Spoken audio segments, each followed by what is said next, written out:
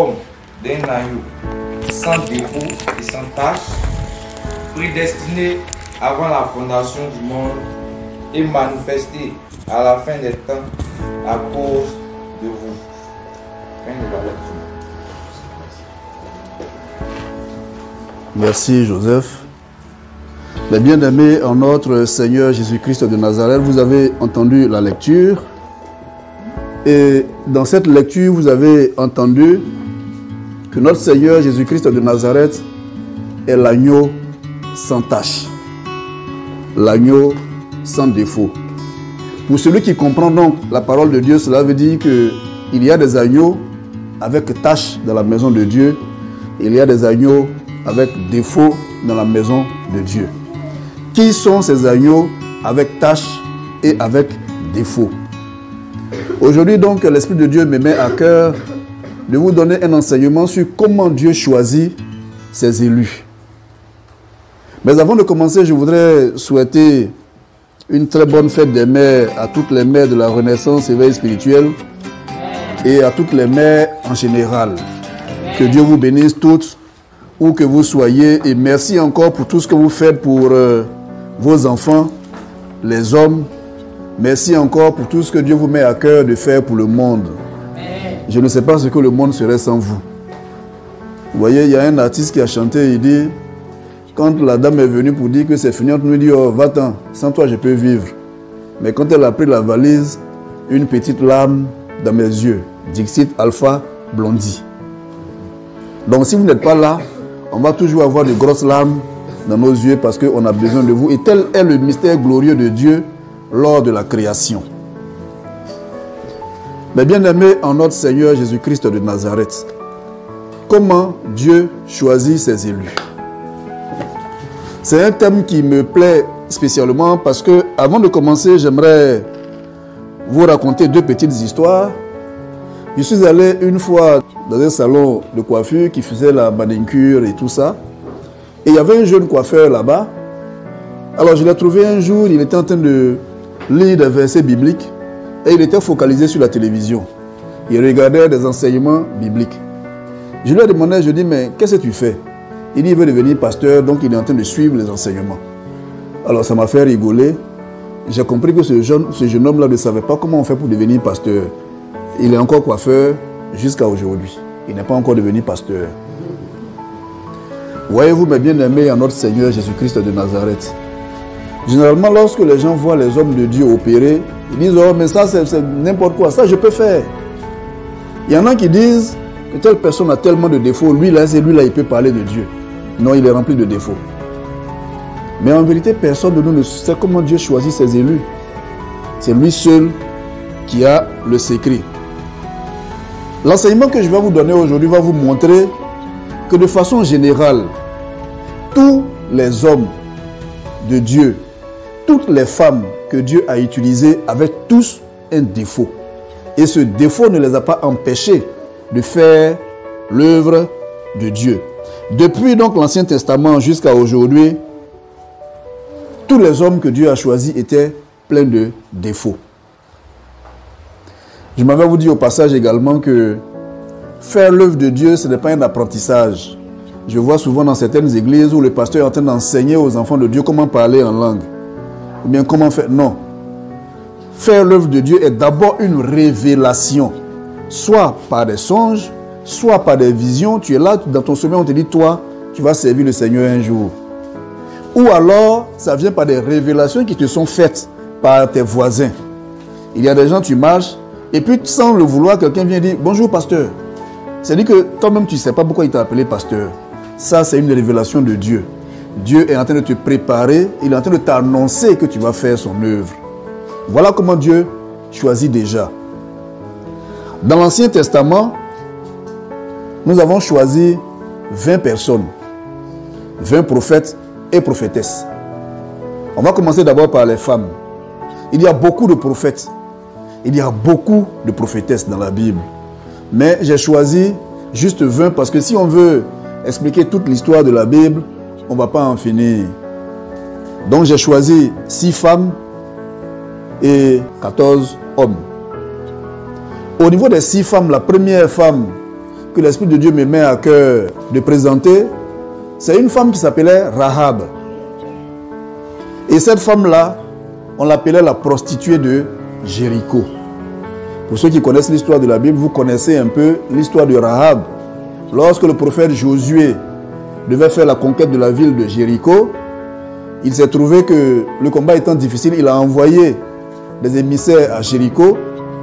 Et c'est cette femme-là qui a caché les émissaires et qui a permis à Josué de remporter, parce que les émissaires sont venus et lui ont donné des informations précieuses qui lui ont permis de conquérir la ville. Cette femme-là était une prostituée. Et pourtant, c'est par elle que Dieu passe pour donner la victoire à son élu. Cette femme-là a été choisie par le Seigneur. Alors, mes bien-aimés en notre Seigneur Jésus-Christ de Nazareth, voici donc un élu que Dieu a choisi. Il dit, tu vas aller conquérir cette ville de Jéricho. Un jour, je vous donnerai un enseignement sur la ville de Jéricho et pourquoi le prophète Josué tenait absolument à prendre la ville de Jéricho. Tout ça, ce sont des mystères de Dieu. Et qui Dieu va choisir dans la ville pour aider son prophète? Une prostituée. Et la prostituée va élaborer un plan avec le serviteur de Dieu pour la conquête de la ville. Mais qui vous dit que dans cette ville-là, il n'y avait pas de grands docteurs de la loi? Il y avait certainement des grands connaisseurs de la loi. Il y avait des gens qui priaient tous les matins. Dieu ne les a pas choisis. Il allait prendre une prostituée. Il dit, toi, tu vas conduire mon peuple. Il aurait pu dire à Josué, quand tu vas à Jéricho, descends chez tel enfant. Vraiment, lui là, depuis des années, il me loue. Va chez lui. Il dit non. Il envoie son serviteur chez une prostituée. Et que va faire la prostituée? La prostituée va faire l'une des plus grandes déclarations de foi de l'histoire de la Bible. Elle va dire, car c'est l'Éternel votre Dieu qui est Dieu en haut dans les cieux et en bas sur la terre. Voilà comment une simple prostituée loue le Seigneur. Je répète la phrase, car c'est l'Éternel votre Dieu qui est Dieu en haut dans les cieux et en bas sur la terre. De vous à moi, est-ce qu'une simple prostituée peut dire des choses comme ça? Alors, je vous donne la scène. Vous imaginez que vous allez à Abidjan, vous trouvez un quartier où il y a des prostituées, et puis une prostituée dit ça. Vous comprenez que spirituellement, ce n'était pas n'importe qui, entre griffes. Et grâce à son engagement donc pour le serviteur de Dieu, Dieu va sauver la vie de cette prostituée et la vie de toute sa famille, conformément au serment qu'elle a eu à faire avec le serviteur de Dieu. Mais le plus grand mystère, vous savez c'est quoi? C'est que cette prostituée va, dans l'histoire on la présente comme étant la femme de Josué, plus tard, ce n'est pas encore vérifié. Mais elle va être l'ancêtre d'un monsieur qu'on appelait Bouz, qui lui-même est le père de David, le roi David. Vous imaginez, qu'est-ce que ça veut dire? Notre Seigneur Jésus-Christ de Nazareth descend du roi David qui lui-même descend d'une prostituée. Donc Christ est venu de la lignée de cette femme que nous on allait rejeter parce qu'on dit qu'elle est prostituée. Voilà le mystère de Dieu. Dieu a choisi cette femme, alors même qu'elle est prostituée. On l'a présentée comme une prostituée. Il y a deux autres femmes, elles on ne va pas trop insister, c'est Naomi et Ruth. Elles, leur principal défaut, on ne va pas dire défaut, mais c'était un peu une anomalie, c'est qu'elles étaient veuves. Alors, on va se demander comment des veuves pouvaient conseiller les enfants de Dieu sur le mariage. C'était un phénomène étrange. D'ailleurs, ça m'amène à penser un peu à ce qui s'est fait dans certaines églises où on dit le guide spirituel, on les appelle prêtres en général, dans l'église catholique romaine, ils n'ont pas le droit de se marier. Mais on leur donne le droit de conseiller des mariés. C'est un peu comme si on dit à quelqu'un, ne mange pas de viande, et toi tu ne dois pas manger de viande. Et puis on lui dit, bon, chaque fois que les gens voient la viande, il faut contrôler pour voir si c'est bon. Bon, c'est bizarre, hein, à mon avis. C'est vraiment bizarre. Donc Naomi et Ruth étaient des veuves. Donc là aussi, mais ça n'a pas empêché le Seigneur de les choisir pour faire son œuvre. Et au niveau des hommes et au niveau des femmes. Il y avait une quatrième femme qui s'appelait Marthe. Qui est Marthe? Marthe, c'était la sœur de Marie. Le principal défaut de Marthe, c'est qu'elle était alarmiste. C'est-à-dire qu'elle s'inquiétait de tout. Ah, si on ne fait pas ça, c'est ça là. Ah, si... Bon. Elle s'inquiétait de tout. Généralement, quand on a des gens autour de nous qui s'inquiètent de tout, on dit, oh, toi-même, tu aimes trop ça même. À cause de toi, quand on fait une chose, on ne te dit pas. Par exemple, on te dit, tu vas gâter l'affaire. Parce qu'on a des gens autour de nous qui sont alarmistes. Et Marthe était alarmiste. Vous voyez sa conversation avec le Christ quand son frère Lazare est mort. Le Christ arrive. Dès qu'elle l'a vu, voilà, je t'ai dit de venir. Si tu étais venu là, mon frère n'allait pas mourir. Il dit, mais je vous ai enseigné quoi? Je vous ai dit que celui qui croit en moi là, il va ressusciter. Elle dit, oui, je sais. Mais il fallait être là quand même. Tu n'es pas venu, le type est mort. Je sais, résurrection là, c'est dans le royaume des cieux, mais je parle de résurrection physique. Il fallait être là. Le Christ arrive et dit, hé Marthe, celui qui croit en moi, même s'il meurt là, je vais le ressusciter. Tellement le gars est dépité, il lui demande, mais est-ce que toi tu crois en ça? Elle dit, oui, je crois, mais bon, il fallait être là. Voilà, ce qui est sûr, tout ce que tu dis là, c'est bien, mais il fallait être là. Marthe était alarmiste. Et pourtant, Dieu l'a choisi pour faire son ministère. Il y a une autre femme célèbre qui s'appelle Marie-Madeleine. Elle, je ne vais pas trop insister, on en a longuement parlé la semaine passée, qui elle également était une prostituée. Mais je vous ai expliqué qui était Marie-Madeleine, maman Ruth. La prophétesse Ruth l'a rencontrée à plusieurs reprises, vous avez échangé. Tu as vu l'enseignement qu'on t'a donné sur Marie-Madeleine, c'est une bonne chose. Elle aussi, c'était une prostituée. Mais Dieu l'a choisie pour faire une chose que les disciples eux-mêmes n'ont pas pu faire. C'est-à-dire que cette femme a offert pour nettoyer les pieds du Christ le parfum le plus cher de l'époque, là où les grands disciples disaient, mais est-ce qu'on ne pouvait pas vendre le parfum là et puis prendre l'argent pour faire l'œuvre de Dieu? Elle a fait l'œuvre de Dieu à sa manière. Et Dieu a plus aimé ce qu'elle a fait, alors qu'elle était prostituée. Il y a une dernière femme que mes enfants connaissent bien, la Samaritaine. La femme samaritaine, elles sont en train de sourire parce qu'elles ont fait l'exposé sur la Samaritaine. Qui était la Samaritaine? Eh bien, c'est une femme de Samarie. Et les Samaritains, à l'époque, on disait qu'ils ne croyaient pas en Dieu. Mais plus grave, la Bible nous dit que cette femme-là vivait avec un homme qui n'était pas son mari. La Bible a masqué les choses. Ça veut dire quoi? Si une femme vit avec un homme qui n'est pas son mari, ça veut dire quoi? Ça veut dire qu'elle est dans une union libre. Elle est concubine, peut-être même qu'elle était maîtresse. Vous comprenez un peu? Donc le Christ lui dit, va chercher ton mari. Elle dit, je ne suis pas mariée. Elle dit, mais oui, mais effectivement, tu vis avec un gars qui n'est pas ton mari. Comment? C'est-à-dire que imaginez dans notre monde aujourd'hui, la scène où une femme est avec un homme qui n'est pas son mari. Elle est maîtresse. La Samaritaine était maîtresse. Et pourtant, cette Samaritaine, qu'est-ce que Dieu va faire d'elle? Elle est la première évangéliste de l'histoire de la Bible. Je répète. Cette femme qui vivait une vie qui n'était pas conforme est la première évangéliste de l'histoire de la Bible parce que c'est la première personne qui est allée proclamer partout que Jésus est Dieu et qu'il y a un Messie qui est venu. C'est ça qu'on appelle un évangéliste. Elle a été la première évangéliste. Voilà comment Dieu a utilisé une femme qui est maîtresse. Aujourd'hui, quand on voit des femmes qui sont maîtresses, on dit, celle-là ne peut pas parler, puis Dieu va l'écouter. Voilà une maîtresse qui a été la première évangéliste de la Bible. C'est le mystère de Dieu. Ce n'est pas moi qui ai dit, c'est lui qui l'a choisi. Donc il faut maintenant que nous, on arrête de juger les gens autour de nous. Voyez-vous, mes bien-aimés, en notre Seigneur Jésus-Christ de Nazareth, dans la Bible, j'ai cherché le verset qui citait le nom réel de la Samaritaine. Je n'ai pas trouvé le verset. J'ai fait d'énormes recherches. Il se trouve que dans l'église orthodoxe, on dit que la Samaritaine s'appelait Sainte Photide. Sainte Photide.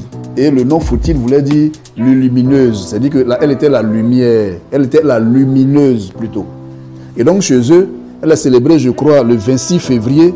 Et on la célèbre également 35 jours après Pâques. Donc chez eux, la Samaritaine a 2 jours de fête dans l'année pour elle. Et on l'appelle Sainte Photide. Ce nom n'est pas mentionné dans la Bible. Voyez-vous, mes bien-aimés, en notre Seigneur Jésus-Christ de Nazareth, toutes ces femmes qu'on vient de citer avaient un défaut. Mais Dieu les a choisies malgré leurs défauts. Nous, aujourd'hui, nous avons des femmes qui vivent avec nous. Et on dit non, on ne peut pas prendre des femmes comme ça parce qu'elles ont plein de défauts. Alors, il y a une femme même que j'ai oublié de mentionner. C'était Sarah. La particularité de Sarah, c'était quoi? Sarah doutait de la parole de Dieu. Sarah doutait de la parole de Dieu. C'est-à-dire que Sarah, c'était une femme qui était avec son mari, mais ce que son mari faisait là, même elle n'y croyait pas. C'est comme des Sarah qui sont avec leur père, mais l'œuvre qu'il fait là, elle dit, même est-ce que... Bon, elle préfère même de temps en temps, bon, elle vient parce que le père est là, bon, donc il faut aller, mais sinon si on la laisse elle seule comme ça dans son monde, c'est pas ça qui est sa priorité. S'il y a des Sarah comme ça, applaudissez pour elle. Voilà. Donc, Sarah doutait de la parole de Dieu. Et je vais vous donner juste 2 exemples. Le premier exemple dans la Bible, c'est lorsque Dieu lui annonce qu'elle va avoir un enfant. Qu'est-ce qu'elle fait? Elle dit, mais lui là même il raconte quoi même? À mon âge là, moi je peux faire enfant. Et qu'est-ce qu'elle fait? Pendant que son mari reçoit les envoyés de Dieu, son mari a reçu les anges de Dieu, il a reçu Dieu lui-même. Elle se cache comme ça. La Bible dit, elle tire son cou par la tente et puis elle dit, celui-là il n'a rien à faire. Vous voyez? Elle doutait de la parole de Dieu. Mais le plus grand doute de Sarah, mes bien-aimés en notre Seigneur Jésus-Christ de Nazareth, je vais vous expliquer aujourd'hui. Le plus grand doute de Sarah, c'est lorsque son mari lui a dit, dans mes prières, là, Dieu m'a dit qu'on va avoir un fils, un garçon. Elle dit, pardon, il ne faut pas me fatiguer. Non, il ne faut pas me fatiguer. Voilà. Elle ne croyait pas. Or, Dieu a annoncé. Il fallait qu'elle soit patiente et qu'elle croie. Mais comme elle ne croyait pas, elle dit, bon, de toute façon, si Dieu a dit qu'on va avoir un garçon, peut-être que ce n'est pas forcément par moi. Donc voilà ma servante, là, elle est jeune. Il faut la prendre. Dieu a dit on va avoir un garçon, non. Garçon, c'est garçon. Voilà ma servante, il faut prendre. Donc elle donne sa servante à son mari. Parce qu'elle doutait. Comme elle doutait, elle n'était pas prête à attendre son heure. Et qu'est-ce qui va se passer? La Bible nous dit que son mari va aller avec la servante. Il va avoir finalement un garçon avec la servante. Mais ce que le peuple de Dieu ne sait pas, ce garçon-là, ce que je vais vous dire va choquer peut-être les musulmans, mais Dieu n'a jamais voulu faire d'alliance avec Ismaël. Jamais. Dieu n'a pas fait d'alliance avec Ismaël. Jamais. Non. Et ça, je répète, il n'a pas fait d'alliance avec Ismaël. Et pourtant, Agar, la mère d'Ismaël, est l'une des premières femmes qui a vu la face de Dieu. Oui. Comment Dieu se présente devant elle? Il se présente à travers un ange qui est dans la Bible, qui est l'un des plus grands de la Bible. Cet ange-là, quand vous l'avez vu, vous avez vu Dieu lui-même. Il s'appelle l'ange de l'Éternel. Ces derniers temps, j'ai beaucoup travaillé avec lui. Quand vous le voyez, c'est Dieu que vous avez vu. L'ange de l'Éternel. Et cette femme-là va dans le désert. Elle qui est l'esclave, comme on dit aujourd'hui, une esclave qui rase sa patronne. Est-ce que ça, c'est normal? C'est-à-dire que toi, tu es ma servante. Même si je voulais m'amuser pour dire prends la servante, mais quand même, toi-même, tu pouvais refuser. Et tu prends, tu fais enfant avec lui, puis tu me parles mal. Et donc, la servante qui tombe enceinte, bon, tout ce qui est cadeau est doux, hein, c'est ce qu'on dit d'habitude. Voilà. Donc, dès l'instant où elle voit qu'elle est maintenant enceinte et que sa patronne ne peut pas faire d'enfant, elle commence à monter sur la patronne. Et donc la patronne revient en arrière pour dire, je ne peux pas te permettre de me parler comme ça. Après tout, tu es ma servante, il ne faut pas oublier où tu es quitté là. La servante va faire quoi? Elle va dans le désert. À votre avis, mes bien-aimés en notre Seigneur Jésus-Christ de Nazareth, que devait faire Dieu? Dieu devait l'abandonner parce que, attends, c'est la servante qui est en train d'insulter sa patronne. Mais non, hein? C'est sa créature. Merci, prophétesse. Qu'est-ce que Dieu va faire? Dieu va se présenter devant cette femme-là dans le désert. Ce qu'il n'avait pas l'habitude de faire. Il dit à la femme, il dit, tu veux quoi? Donc elle explique. Voilà ce que ma patronne fait. Voilà. Quand elle a fini d'expliquer, qu'est-ce que Dieu lui a dit? Dieu dit, bon, tu vas retourner chez ta patronne et tu vas te soumettre à elle. Parce que c'est elle qui est ta patronne.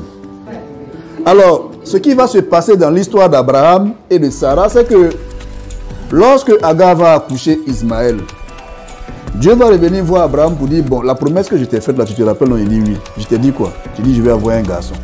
Il dit, bon, je suis venu t'annoncer que ta femme Sarah va avoir le garçon que je t'ai promis.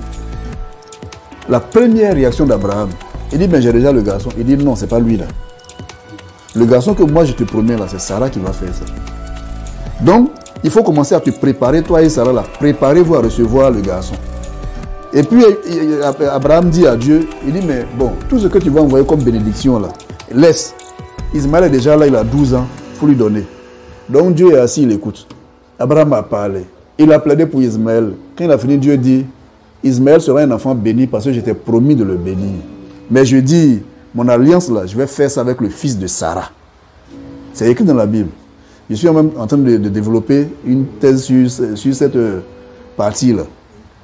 Donc Abraham, sa préférence, lui aussi, doutant de la parole de Dieu, il s'est dit, comme j'ai déjà un fils qui s'appelle Ismaël, c'est bon, la prophétie s'est accomplie, c'est réglé. Dieu lui dit, non, tout ce que tu as dit, j'ai compris. Hein. C'est ton fils, je le bénis. Mais mon alliance, là, ce n'est pas avec lui que je vais faire. Je fais mon alliance avec le fils de la patronne qui est Sarah. Voilà comment Sarah et son mari ont douté de la parole de Dieu. Le grand Abraham lui-même. Le père de la foi. Il a plaidé pour que Dieu prenne Ismaël. Dieu dit non. Je t'ai dit que j'allais bénir ton fils Ismaël. Je ne t'ai pas dit que j'allais faire une alliance avec lui. Non. Mon alliance, c'est avec le fils que je vais te donner, toi et Sarah. Dieu a respecté sa parole. Ismaël a été béni. Mais Dieu n'a pas fait d'alliance avec Ismaël. Relisez le texte de la Bible. Dieu n'a pas fait d'alliance avec Ismaël. Jamais. L'alliance de Dieu a été faite avec le fils d'Abraham et de Sarah qui s'appelle Isaac. Sarah n'avait qu'à patienter. Mais comme elle ne croyait pas en ce que son mari faisait, bon, elle est venue mélanger leurs choses. Sarah n'était pas patiente. Voyez-vous, mes bien-aimés, en notre Seigneur Jésus-Christ de Nazareth, on a toujours des Sarah comme ça dans nos maisons qui sont là, qui doutent de tout ce que vous faites. Quand tu lui dis, l'Esprit de Dieu me dit de te dire de faire ça, il va s'asseoir et dire, mais il raconte quoi même? Il pose question. Souvent même, il veut démontrer par la science même que ce que tu as dit là, c'est vrai. Bon. Il fait des recherches. Bon. Non, on a des Sarah comme ça autour de nous. Mais n'empêche que ces personnes-là, Dieu les choisit et il leur parle. Et il les utilise puissamment. Tout ce que nous on a à faire, c'est de les écouter. Parce que parfois, les observations qu'elles font là, ça nous permet de corriger les choses et de devenir meilleurs. Au niveau des hommes, le premier qu'on a identifié par ordre chronologique dans la Bible, c'est Noé. Noé était présenté comme l'un des plus grands prêtres et exorcistes de la période, c'est-à-dire un chasseur de démons. Mais Noé était cultivateur. Il labourait la terre, il faisait sa plantation, et il y a une plante qu'il aimait beaucoup planter, c'était la vigne. Et il transformait lui-même sa vigne en vin. Donc, il buvait beaucoup. Et bien aimé en notre Seigneur Jésus-Christ de Nazareth, voici le mystère de la parole de Dieu. Noé était un alcoolique. Il avait un problème avec l'alcool. Mais c'est lui, elle dit, elle ne va pas appeler son enfant Noé. Non, ce n'est pas la même chose. C'est pas la même chose. Et pourtant, c'est Noé, cet alcoolique-là, que Dieu va choisir pour sauver toutes les espèces. Alors qu'à côté de lui, il y avait des gens qui étaient là qui ne buvaient pas. Et non, non, non, moi je ne bois pas. Non, non, non, moi des choses comme ça, je ne fais pas. Non, non, non, non. Alors, je me rappelle une histoire où les gens étaient au lycée, ils devaient partir au bac et il y a un qui dit, lui, comme ils vont à l'examen, là, les histoires de pécorge, lui, il ne fait pas. Non, non, non, non, lui, il prie son Dieu. Ils étaient deux comme ça. Ils vont au bac parce que dans leur groupe, ils étaient 4. Il y en a 2 qui passaient leur temps à voler les poulets du lycée. Ils vont au bac et les 2 qui voulaient les poulets ont eu. Les 2 qui ne voulaient pas de poulet, eux, ils n'ont pas eu. Mais je vous assure que l'année qui suivait, ils ont tué tous les poulets du lycée. Et ils ont eu. Il y en a un même qui a eu avec mention. Aujourd'hui, il est dans l'armée, c'est un des hauts gradés. Le deuxième est quelque part dans le monde. Voilà. Vous voyez? Mais je ne suis pas en train de vous dire de faire ça. Mais je suis en train de vous dire que malgré ses défauts, Dieu peut vous choisir. Abraham, lui, je vous en ai déjà trop parlé. Non seulement il était vieux, mais il doutait de la parole de Dieu. Et lui, le fils que lui a choisi n'était pas le fils que Dieu a choisi. N'empêche que lorsque sa femme va avoir son fils Isaac, Abraham va rentrer dans ce que Dieu attendait de lui, dans le plan de Dieu. Et il va faire maintenant le plan de Dieu. Le troisième s'appelle Jacob.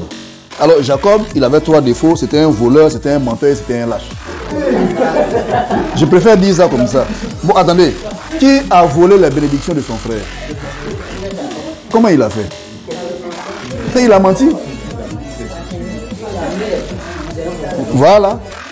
Donc en fait, on a peur d'utiliser les mots pour les décrire, mais c'est la réalité. Il a menti et par son mensonge, il a volé la bénédiction de son frère. Parce qu'il n'avait pas le courage d'affronter son frère. Avec la complicité de sa maman. Mais qui est Jacob dans la Bible? C'est celui que Dieu va appeler Israël. C'est son nom Israël. C'est ce voleur, menteur et lâche qui est le père de notre foi en Christ. Israël. Et on dit de lui qu'il est celui qui a lutté avec Dieu. Mais ce n'était pas Dieu. Il a lutté avec un ange. Et c'est cet ange, après que Jacob l'ait battu, qui lui a donné le nom d'Israël. On aurait pu dire que, mais un voleur comme ça, comment Dieu va l'utiliser? Lui là, c'est pas la peine, on ne peut pas l'utiliser. Laissons-le. Mais Dieu l'a utilisé. On avait un autre qui s'appelait Joseph. Alors lui, il était orgueilleux, il était prétentieux. Il faisait le malin en fait. Voilà, il faisait le malin. Et lui, il pensait qu'il était mieux que tous ses frères et sœurs. Voilà. C'est la même chose. Vous connaissez un Joseph qui est comme ça? S'il y a un Joseph qui est comme ça, applaudissez pour lui.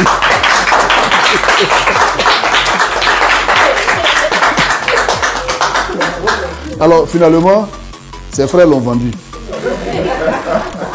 Mais Dieu allait le chercher là où il était pour faire son œuvre et glorifier son nom. On a un grand encore qui s'appelait Moïse, l'un des plus grands prophètes de l'époque. Lui, ses défauts, c'est qu'il était bègue, il était colérique et parfois il allait jusqu'à tuer. Oui, Moïse était très nerveux parce qu'il bégayait. Donc quand Dieu l'a choisi au départ pour faire son ministère, il dit, je ne fais pas. Dieu dit, Moïse, tu vas parler à mon nom. Il dit, je ne fais pas. Il dit, il faut choisir mon frère Aaron. Dieu dit, oui, je vais le prendre, mais toi, c'est toi qui vas faire l'œuvre. Il dit, je ne fais pas. Finalement, qu'est-ce qui s'est passé? Il a fait. Et Dieu va l'utiliser même pour libérer son peuple. Voilà un gars qui était plein de défauts. Alors nous, on va voir un bec dans la rue, on va dire, oh, lui là, ouf, c'est même pas la peine. Mon cher, allons, on va aller prier, lui là, on ne peut pas compter sur lui. C'est lui que Dieu utilise. Il y avait un autre qui s'appelait Gédéon. Gédéon, sa spécialité, c'est que c'était un peureux. Alors, je vais vous dire, lorsque Gédéon a été appelé par Dieu pour conduire son peuple contre l'armée des Madianites, il dit, non, non, non, ça là, Seigneur, je ne peux pas. Ce que tu demandes là, c'est non, non, c'est trop fort, ça, je ne peux pas. Qu'est-ce qu'il a fait? Il allait se cacher. La Bible dit qu'il s'est caché dans un pressoir. Il dit que là, il allait se cacher là-bas. Il dit, il ne faut pas, Dieu va le voir pour l'utiliser pour lui d'aller combattre l'armée des... Et pendant qu'il était caché, il y a un ange qui est descendu devant lui pour dire, Gédéon, on dit, toi tu vas aller mener le combat. Il dit, il ne peut pas. Dieu dit, Gédéon, va faire le combat. Finalement, il a été obligé d'aller faire le combat. Et après, quand Dieu est revenu pour dire, on va t'utiliser pour notre mission, il dit, non, non, non, ça là, cette fois-ci, là, je veux un autre signe. Il y a des gens comme ça dans les groupes de prière. Quand on les envoie en mission, va prier pour telle personne, ils disent, non, non, lui là, eux là, dans leur famille, sorcellerie est trop, moi, il ne peut pas aller. Voici des gens, la mission, c'est de faire la gloire de Dieu et tu refuses parce que tu as peur. Comment tu vas glorifier le nom de ton Dieu? Comment tu vas glorifier son nom? Puisque tu déclares par ta peur que le diable est plus puissant que ton Dieu. Il y en a un autre qui s'appelle Samson. Samson, le dur. Quelle était la particularité de Samson? Qui connaît? Qui peut dire quelque chose? Samson, c'était un grand coureur de jupons. Ah, les femmes. Alors, à propos de Samson, je vais vous lire un texte. Juge chapitre 13, verset 3 à combien? Verset 3 à 5. Juge chapitre 13, verset 3 à 5. Un ange de l'Éternel apparut à la femme et lui dit, voici, tu es stérile et tu n'as point d'enfant. Tu deviendras enceinte et tu enfanteras un enfant. Maintenant, prends bien garde, ne bois ni vin ni liqueur forte et ne mange rien d'impur, car tu vas devenir enceinte et tu enfanteras un fils. Le rasoir ne passera point sur sa tête, parce que cet enfant sera consacré à Dieu dès le ventre de sa mère. Et ce sera lui qui commencera à délivrer Israël de la main des Philistins. Merci. Merci, Papa Élisée. Vous avez entendu? Dieu annonce à la mère de Samson. Déjà, voilà la naissance de Samson. Comment il a été choisi dans le ventre de sa mère. Dieu annonce donc à la mère de Samson, tu vas être enceinte et l'enfant que tu vas avoir là, il est consacré à Dieu depuis ton ventre. Il n'est pas n'importe qui. Donc toi-même qui es sa mère là, ne bois pas d'alcool. Et Dieu donne des interdictions à la mère. Voyez-vous mes bien-aimés à notre Seigneur Jésus-Christ de Nazareth. Aujourd'hui dans notre monde, il y a des femmes qui disent que quand elles sont enceintes, si elles boivent la bière, ça arrange le teint de l'enfant. Bon. Et ces femmes-là, le prophète Ésaïe leur avait répondu, il dit quand vous jeûnez, vous dites que, Dieu dit quand vous jeûnez, vous dites que c'est pour moi que vous jeûnez. Mais quand vous mangez là, c'est pour qui vous mangez. Tu vas boire la bière, tu dis que c'est pour l'enfant. Mais quand parfois tu manges le foufou là, c'est pour qui? C'est pas pour lui. Donc la bière que tu bois, c'est pas pour ton enfant. C'est ta bière à toi.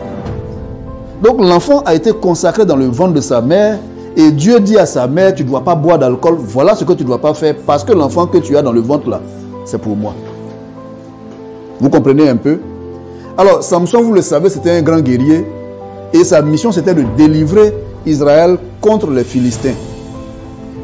Sa force se trouvait où? Dans ses cheveux. Et Samson, pendant tout son ministère, il a passé son temps à courir après les femmes.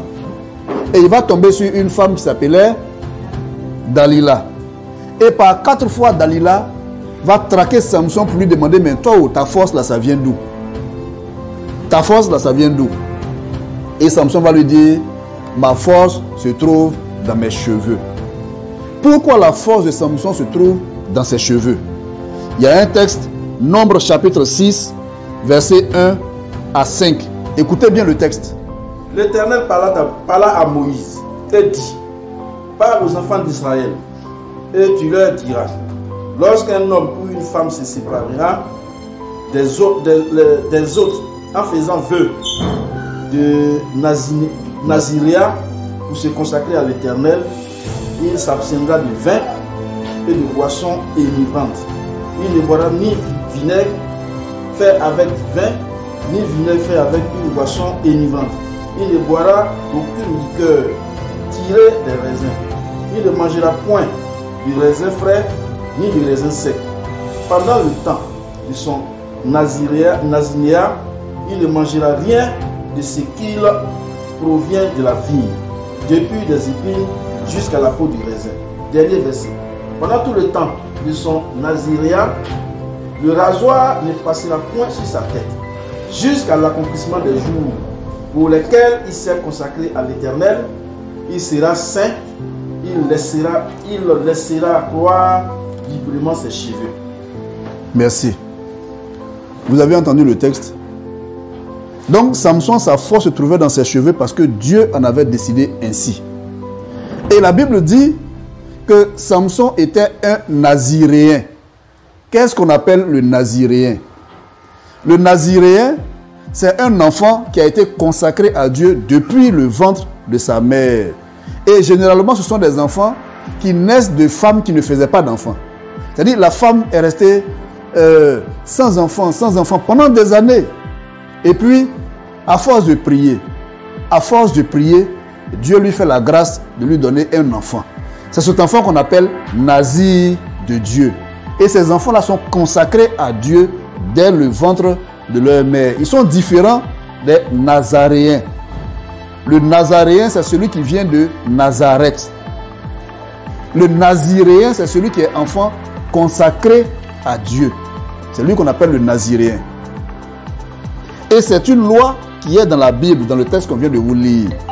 Donc Dieu nous donne ici les conditions de ces enfants-là. Donc si vous avez des femmes autour de vous, la femme a fait 30 ans, 40 ans, 50 ans, et puis Dieu lui fait la grâce, elle a un enfant. Cet enfant s'appelle un nazir de Dieu.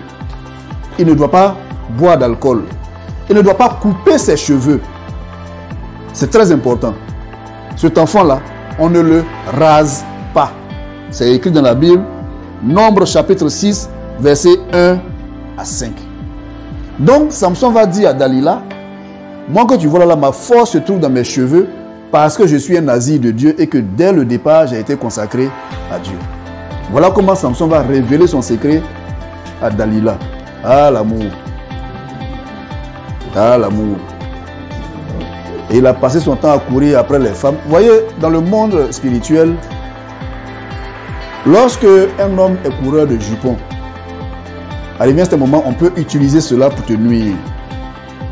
Un homme peut dire, lui, il résiste aux appels du diable ou bien aux femmes.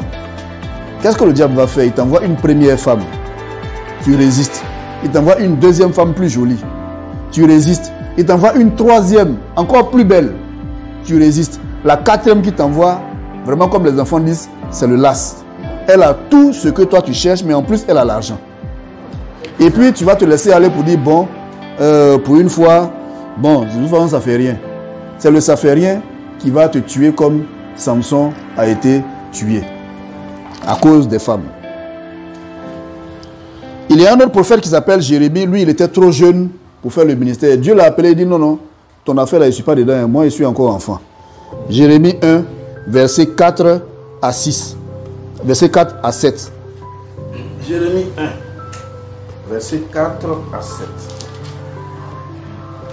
La parole de l'Éternel me fut adressée en ces mots. Avant que je t'eusse formé dans le ventre de ta mère, je te connaissais, et avant que tu fusses sorti de son sein, je t'avais consacré. Je t'avais établi prophète des nations.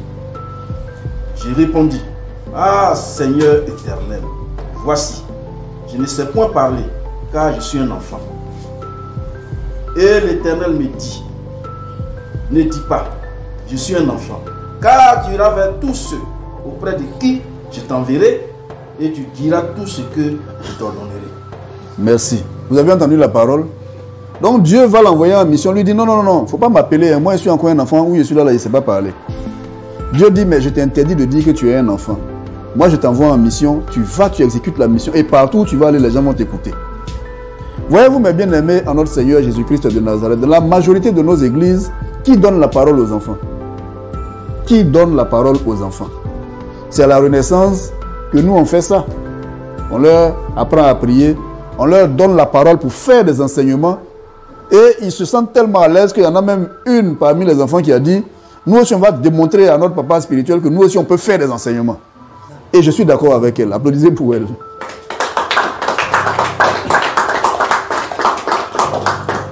Il y a un autre prophète qui s'appelait David. Lui, on ne va pas s'épiloguer. On connaît bien son histoire. C'était un assassin. Voilà. Lui, c'était un assassin. Il a fait plus grave. Il a tué son serviteur, son soldat, pour prendre la femme du soldat. Mais ça, je vous ai fait un enseignement il y a 2 ans de cela. Donc David était un assassin, c'était vraiment pas le gars que Dieu devait choisir. Pourtant, Dieu l'a choisi et c'est par lui qu'est venu le sauveur de l'humanité. Son fils s'appelait Salomon, lui c'était un idolâtre et il était suicidaire. Un idolâtre, c'est-à-dire que lui, après, il allait s'attacher à des femmes pour adorer d'autres dieux. Mais Dieu l'a choisi quand même pour bâtir son temple. Il y avait un prophète que j'aime bien qui s'appelle Élie. Lui, je vais un peu traîner sur son histoire, le prophète Élie. C'est probablement l'un des plus grands prophètes de la Bible. Et il est l'un de ceux que moi j'aime personnellement parce qu'il se rapproche plus du Christ que tous les autres prophètes. Et Élie avait une mission, c'était d'annoncer l'arrivée du Messie. C'est pour cela que lui se retrouve avec le Christ lors de la transfiguration. C'était un puissant prophète.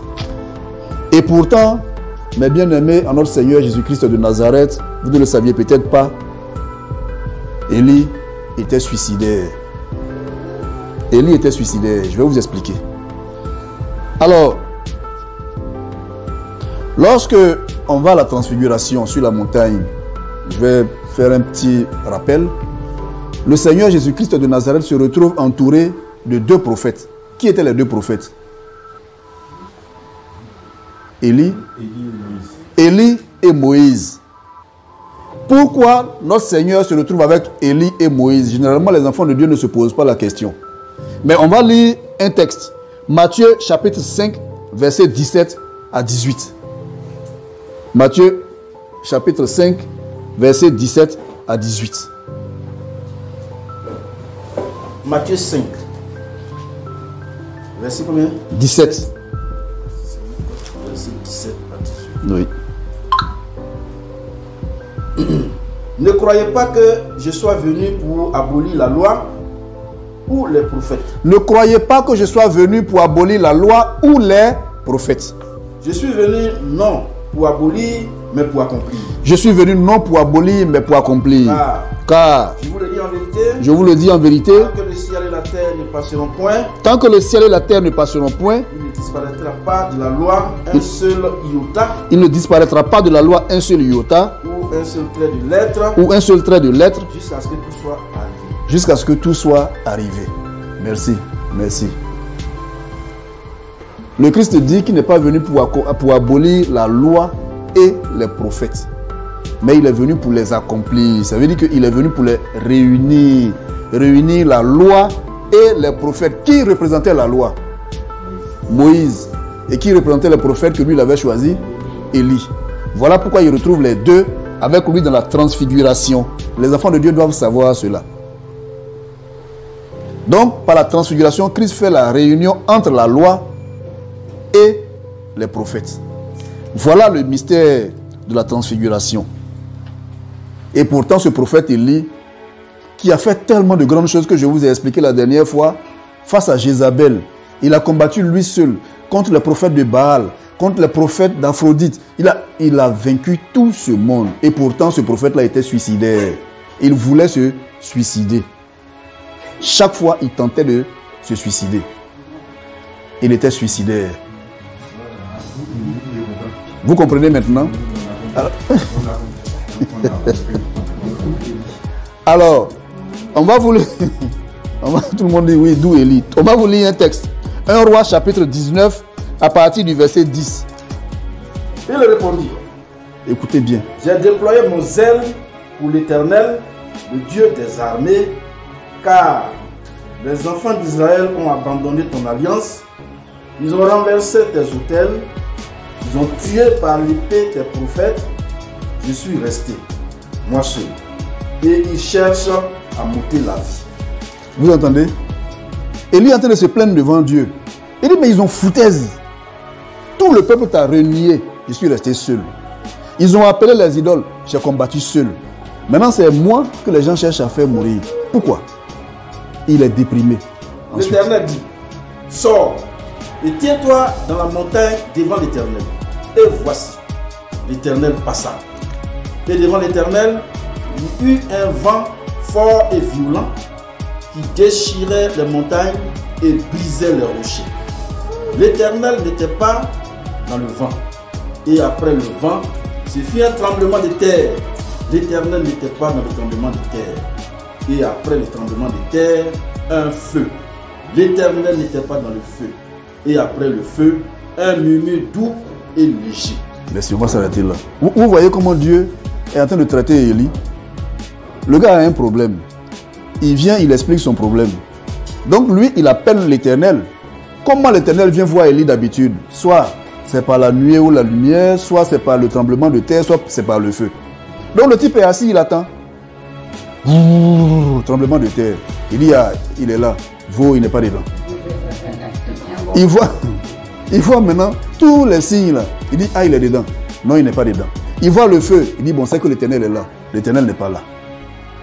C'est-à-dire que c'est comme si l'Éternel jouait avec les nerfs d'Élie. Le gars commence à être impatient. Et puis maintenant, il va entendre une voix douce. On dit une voix, un murmure doux et léger. Et que va dire la voix? Verset 13. Quand Élie l'attendit, il s'enveloppa le visage de son manteau. Il sourit et se tint à l'entrée de la caverne. Et voici, une voix lui fit entendre ces paroles. Que fais-tu ici, Élie? Il répondit, j'ai déployé mon zèle pour l'Éternel, le Dieu des armées, car les enfants d'Israël ont abandonné ton alliance, ils ont renversé tes autels, ils ont tué par l'épée tes prophètes. Je suis resté, moi seul, et ils cherchent à m'ôter la vie. Très bien, on va s'arrêter là un instant. Si vous voyez ce qui est en train de se passer. Donc, Élie, il s'est plaint. Il dit, mais avec tout ce que j'ai fait, les gens veulent me tuer. Ils sont ingrats. Donc, le gars parle seul. Il dit, ça là, je m'en ai dit à Dieu. Il va s'asseoir sur la montagne. Il prie. Il voit un premier signe, Dieu n'est pas dedans. Deuxième signe, Dieu n'est pas dedans. Troisième signe, Dieu n'est pas dedans. Au moment où il est désespéré, on murmure à son oreille, Élie, Élie. Lui, il se réveille maintenant et puis il écoute. Et l'Éternel qui sait tout va lui dire, mais toi tu fais quoi ici? Comment tu peux demander à ton enfant, tu fais quoi ici? Tu sais tout. C'est comme si l'Éternel le mettait vraiment à l'épreuve. On jouait avec ses nerfs. Quelle va être la réaction d'Élie? C'est la partie qui fait le plus lui-même écouter. Il dit, c'est-à-dire que j'ai combattu pour toi. Au moment où tout le monde ne croyait plus en toi, moi seul je croyais en toi. Ils ont envoyé les démons, j'ai combattu. Et puis maintenant toi tu les laisses, ils veulent me tuer. Quand vous regardez bien, ce sont les mêmes choses qu'il répétait quand il était seul. Donc prenez la scène. Voilà, je prends un exemple. Père Enoch qui arrive, il a fait le combat jusqu'à... Et puis il est malade. Il n'a même pas à manger. Maman, la prophétesse Ruth, est allée livrer bataille à bien jusqu'à un revient. Elle a 2 enfants dans sa main, il n'y a pas à manger. Et puis elle s'est plainte. Elle parlait pas de ça là. Je vais prier ça, il faut que je voie l'ange de Dieu pour que je lui explique. C'est pas normal que moi je fais le combat et puis je n'ai pas à manger. Je ne paye pas mes factures. C'est quoi tout ça là? Et puis elle s'en va prier. Elle voit un vent, elle dit, ah, d'habitude quand Dieu vient là, c'est comme ça il vient. Le vent la passe, il n'est pas dedans. Elle voit tremblement de terre, il n'est pas dedans. Le feu, il n'est pas dedans. Et puis après il vient dire, mais toi Ruth là-haut, tu fais quoi ici? Bon, un homme normal, c'est-à-dire que si c'est un homme qui est devant toi qui fait ça là, mais tu vas l'engager. Tu vas le gifler même quoi. Donc Élie prend son temps et puis donc la prophétesse lui dit, mais ce que je dis depuis là tu n'entends pas. Je dis tout ce que je suis allé faire comme travail là, regarde dans quel état je suis. Est-ce que ça c'est normal? Que va répondre l'Éternel? L'Éternel lui dit, va. Reprends ton chemin par le désert jusqu'à Damas et quand tu seras arrivé, tu moindras Azaël pour roi ici. Vous voyez. C'est-à-dire tout ce que le prophète a raconté là. Il dit, bon d'accord, tu vas partir par là, là. Il y a un travail qui t'attend là-bas, il faut aller faire. Vous voyez, non? C'est pas ce qui nous arrive ici toujours. Tout le gars s'est plaint, il a parlé. Il s'est retrouvé devant Dieu. Dieu va régler son problème maintenant. Il dit, oui, ok. Il n'a même pas dit, j'ai entendu. Hein. Il dit, ok, bon, faut aller dans tel endroit. Il y a un autre travail là-bas que je t'ai gardé, il faut aller faire. Quand Élie entend ça, on dirait qu'il va se tuer même pour donner à Dieu. C'est simple des choses comme ça qui le rendaient dépressif. Donc Élie a commencé à lutter contre la dépression au point où il est allé se réfugier dans une caverne. Et la Bible dit qu'il s'est retrouvé dans la caverne dans le noir total. Un homme normal ne va pas aller s'asseoir dans le creux d'une montagne, dans le noir total, lui seul, pour méditer, pour aller penser à ses problèmes. Ce sont les suicidaires qui font ça. C'est-à-dire le type est enfermé. Vous allez entendre quelqu'un qui dit aujourd'hui, là, je n'ai pas envie de parler à quelqu'un. Non, ne me dérangez pas, je n'ai pas envie de parler à quelqu'un. Mais bien aimé en notre Seigneur Jésus-Christ de Nazareth, lorsque vous voyez la vie d'Élie, il y a 4 raisons qui justifient sa dépression. D'abord, Élie avait peur. Lui, le grand prophète de Dieu, il a combattu tous les démons là, il a gagné. Et on dit, il y a une bonne femme là-bas là, qui dit, elle veut te tuer. Et puis, c'est comme si Dieu laisse faire. Ah! Attends, donc tout le travail que j'ai fait là, j'ai échoué, waouh, bien, qu'est-ce qui n'a pas marché? C'est un peu comme, vous prenez des membres de la Renaissance qui sont des puissants, ils prient tous les jours, et puis ils perdent un de leurs membres en pleine prière. Mais qu'est-ce qui n'a pas marché? Aïe! Donc, ça crée le doute et la peur. Le prophète a commencé à avoir peur. Lui, le grand prophète, une femme le menace. Elle dit, toi là, il va te tuer. Et au lieu que Dieu lui donne les armes pour affronter la femme, Dieu lui dit, non, il faut quitter là-bas, va te cacher dans une montagne. Nous-mêmes humains, nous qui sommes là actuellement, est-ce que ça là, nous on peut accepter ça? Après tous les combats que tu as fait, la prophétesse Ruth s'est battue comme c'est... Voilà, jusqu'à... Et puis il y a une qui dit, toi, on va te tuer, tôt ou tard on va te tuer. Elle va prier, dire à son Dieu. Il dit, laisse-les. Bon, il faut aller chez mon serviteur là-bas. Il va être attaqué par des femmes là, il faut aller le défendre. Quand il finit ça, il dit, bon, prends tes affaires, va, tout le monde dit, il y a une montagne là-bas, va te cacher dans la montagne. Ah, mais donne-moi les armes, je vais combattre la femme, c'est pas plus simple. Donc, Élie se retrouve seul dans la montagne. Élie avait également peur d'avoir échoué. Parce que quand un prophète arrive à ce stade où tu as l'impression qu'il y a des éléments qui t'échappent, tu te dis, mais Seigneur, j'ai échoué. Donc, dans la vie d'un guide spirituel, parfois tu te dis, mais pourquoi le fidèle là, pourquoi c'est comme ça? On a échoué. Et l'échec fait peur au guide spirituel. La troisième chose, c'est la fatigue physique et psychologique. Élie était fatigué. Il a combattu. Il était fatigué. Voyez-vous, mes bien-aimés, en notre Seigneur Jésus-Christ de Nazareth, le peuple de Dieu ne sait pas que les serviteurs de Dieu se fatiguent. Ce qui est intéressant dans le cas du peuple de Dieu, eux, ils t'appellent quand ils sont libres. C'est-à-dire, le gars a fait la sieste. Il a fini de manger. Quand il s'est levé à 15h, il t'appelle. Maman, j'ai fait un son, j'ai fait telle chose. Il ne sait pas si toi tu es fatigué ou non. Hein. Il ne sait pas si tu dors. Mais lui, il t'appelle. Non, tu peux serrer ma main. C'est ma main, la prophétesse. 22h, le gars t'appelle. Papa, voilà. Non, mon mari est rentré. Ce qu'il est en train de faire là, je n'aime pas. Il va t'expliquer. Il ne sait pas si tu es fatigué. En général, le peuple de Dieu, ce n'est pas leur problème. Vous comprenez un peu? Et tout ça, le prophète commençait à être fatigué. Et puis, il y a la solitude.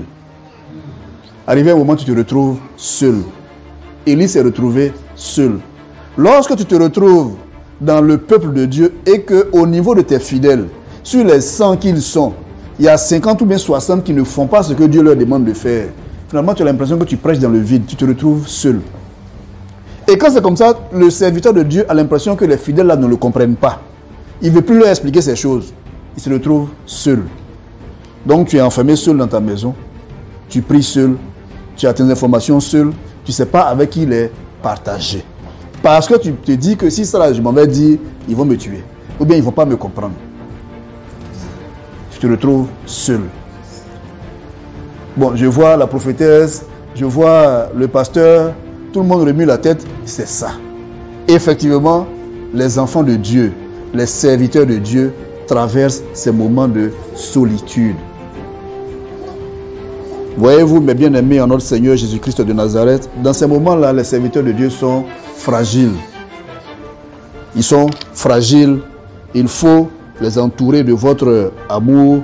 Il faut les aider. Alors, lorsque Élie s'est retrouvé dans la montagne, Dieu est allé lui rendre visite.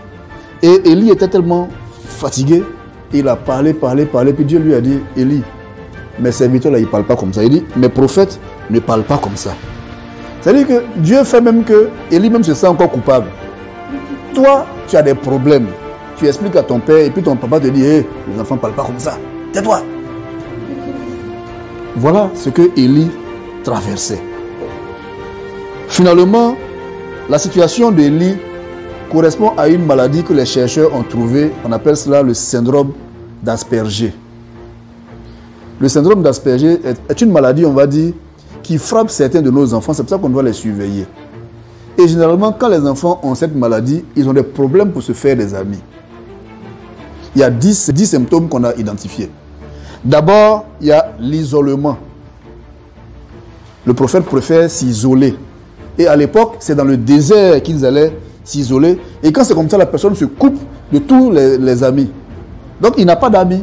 Il est enfermé seul dans son monde. Il est isolé seul dans son monde. Le deuxième symptôme, il a un comportement bizarre. Parfois, son comportement est choquant. Ça a été le cas de Jean le Baptiste qui lui aussi était suicidaire. Lui, qu'est-ce qu'il a trouvé d'intéressant à faire? Il mangeait les sauterelles. Bon, c'est quel homme normal qui va se lever pour dire, lui, c'est sauterelles, il va manger. Voilà. Il mangeait des sauterelles. Vous voyez? Alors, le troisième symptôme, c'est que ce sont des enfants ou bien des gens qui ont un esprit créatif et inventif.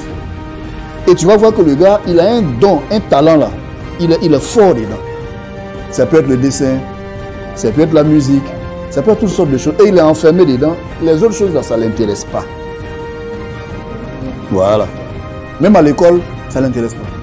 Il va au cours, il ne copie pas ses leçons. On dit, lui, c'est le dessin. Quand le professeur parle, il est en train de dessiner le professeur. Il ne copie pas le cours. C'est un statut très bien. Mais ils ont une particularité, c'est qu'ils sont intelligents. Et Jean-Baptiste a fait ça jusqu'à finalement, il a créé une chose que personne n'avait créée avant lui. C'était le baptême. Il a fait ces choses-là jusqu'à un jour, il s'est levé, il dit, bon, si on veut montrer qu'on est avec Dieu, là, on va faire une alliance avec l'eau. Il a pris l'eau, il met sur la tête des gens, il les met dans l'eau, il dit, bon, toi, Dieu t'a choisi. Il a créé son baptême. Et ça a réussi. Aujourd'hui, tout le monde fait ça. Alors qu'au départ, c'était le symbole d'un gars qui était dépressif. Il voulait faire quelque chose pour se faire remarquer. Parfois, ils ont des propos violents. Parfois, ils s'intéressent à la spiritualité. Alors vous allez les voir, tout ce qui est manga, qui parle d'esprit temps, ça les intéresse, ils sont focalisés dessus. Ils ont le syndrome d'Asperger. Voyez-vous, mes bien-aimés, en notre Seigneur Jésus-Christ de Nazareth, comment le prophète Élie était déprimé. Alors, voyez que les symptômes que je viens d'indiquer plus tôt font que les fidèles, je vous demande pardon, vos responsables spirituels, suivez-les. Quand vous sentez qu'ils sont fatigués, ne les fatiguez pas davantage. Dans une communauté même où il y a les moyens, quand vous observez votre père spirituel, votre mère spirituelle, vous voyez qu'il y a un problème, cotisez l'argent, dites-lui, papa, maman, va te reposer. C'est-à-dire, on l'enferme quelque part, tout frais payé, le gars est là-bas. Non, on ne te donne pas de travaux à faire. Nous-mêmes, on va faire nos prières. Va te reposer 2 jours, 3 jours, ne pense à rien. Ça permet au guide spirituel, quand il revient, de récupérer. Si vous faites ça, votre guide spirituel va durer avec vous. Dans le cas contraire, un matin, il va se suicider. Et c'est d'ailleurs la raison pour laquelle le Christ, quand il sortait des combats qui le fatiguaient, il partait sur la montagne pour aller prier. Il partait sur la montagne pour aller prier. Parce que les travaux que vous donnez à vos guides spirituels, là, ça fatigue. Vous voyez? On va lire un texte. Marc chapitre 6, versets 30 à 31.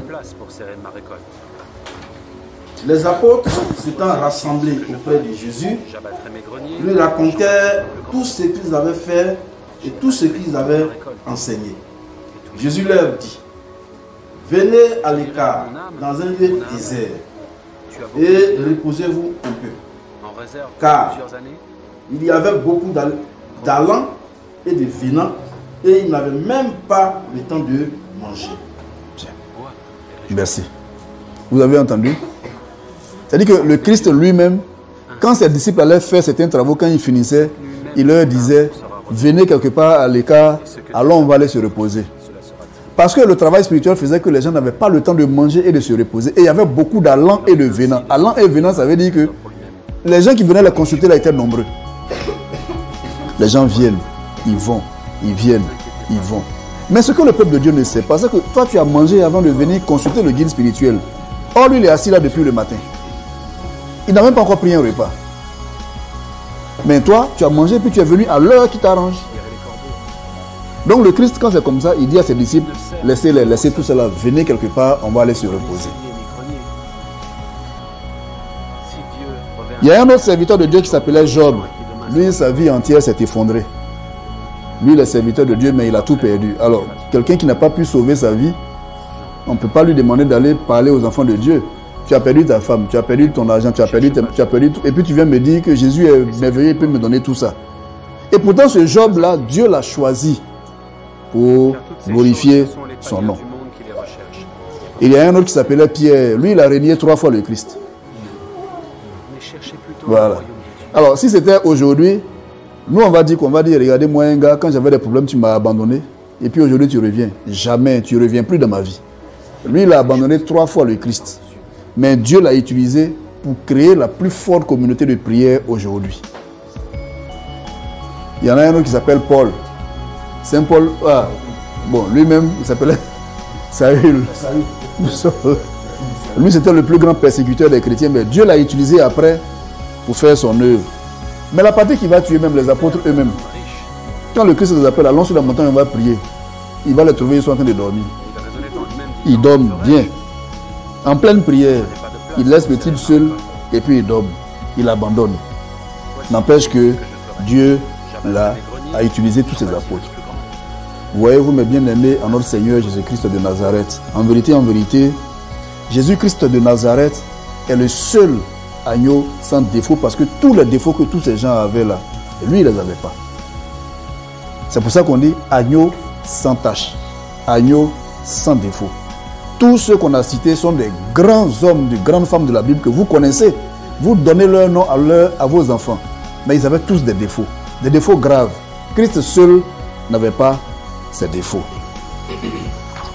Mais quel est leur point commun? Pour finir, leur point commun, c'est que tous ces gens, malgré leurs défauts, ont été choisis par Dieu. Voyez-vous, mes bien-aimés, en notre Seigneur Jésus-Christ de Nazareth, ces gens sont devenus de grands hommes, de grandes femmes, malgré tous les défauts que je viens de vous citer. Quelle est la morale? La morale, c'est que c'est dans nos défauts que Dieu se glorifie, je répète. C'est dans nos défauts que Dieu se glorifie. Arrêtons donc d'avoir honte de nos défauts, parce que c'est dans nos défauts que Dieu se glorifie. En effet, Dieu choisit les hommes imparfaits pour montrer sa perfection. Il choisit des gens qui sont faibles pour montrer, lui, sa force. Il choisit des gens qui sont fous pour montrer, lui, sa sagesse. Il choisit des gens qui sont impurs pour montrer sa pureté. Dieu choisit nos faiblesses pour montrer sa force. Parce que Dieu rend possible ce qui est impossible à l'homme. Donc arrêtons de douter. Arrêtons de juger les gens. Arrêtons de critiquer les gens sur leurs défauts, parce qu'on ne sait jamais comment Dieu va utiliser ces gens. Arrêtons de dire, oh, lui là, il ne sait pas prier. On ne sait pas comment Dieu va l'utiliser. Si tu réussis une chose, bien aimé, pour terminer, ne glorifie pas ton intelligence et ta sagesse. Ne va pas dire si j'ai réussi, c'est parce que je suis intelligent. Tu as réussi parce que Dieu a voulu que tu réussisses. Parce que là où toi tu as réussi, il peut prendre quelqu'un de moins intelligent que toi qui va faire la même chose. C'est sur cela que je vais terminer en vous disant que à partir d'aujourd'hui, n'ayez plus honte de vos défauts, parce qu'à travers vos défauts, Dieu va vous utiliser pour glorifier son nom. À partir de ce moment aussi, vous devez savoir que si Dieu vous a choisi, vous qui êtes ici, pour glorifier son nom, il ne fait pas attention à vos défauts, parce que son but, ce n'est pas de vous juger, mais c'est de faire de vous des hommes et des femmes qui glorifient son nom partout où vous êtes. Acclamons le nom de notre Père qui est dans les cieux. Merci.